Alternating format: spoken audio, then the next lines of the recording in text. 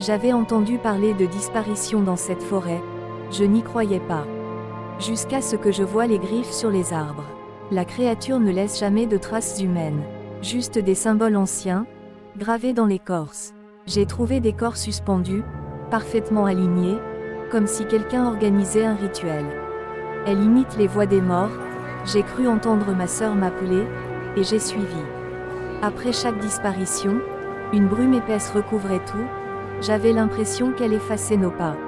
Les habitants du village savaient, ils m'avaient prévenu, mais je ne les avais pas crus. Les animaux s'arrêtaient quand elle approchait.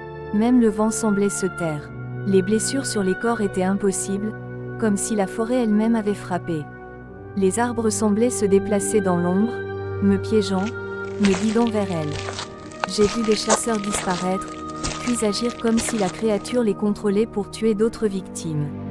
Elle ne tue jamais de la même manière, chaque attaque est plus cruelle que la précédente.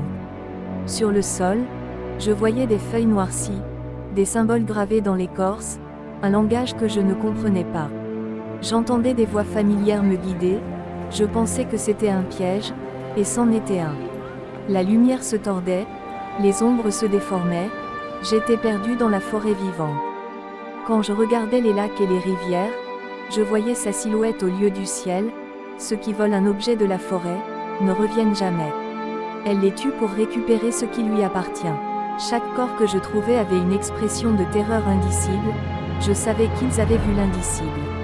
Les légendes parlaient d'un esprit ancien, je sais maintenant qu'elle est bien réelle. Les arbres marquent sa progression, les cicatrices pulsent sous la lune, comme si elle respirait à travers eux. Chaque meurtre rend la forêt plus dense, plus sombre, plus vivante. Certains disparus réapparaissent, mais ils ne sont plus humains, juste, vides. Les corbeaux et les hiboux sont ses yeux, ils observent tout, toujours.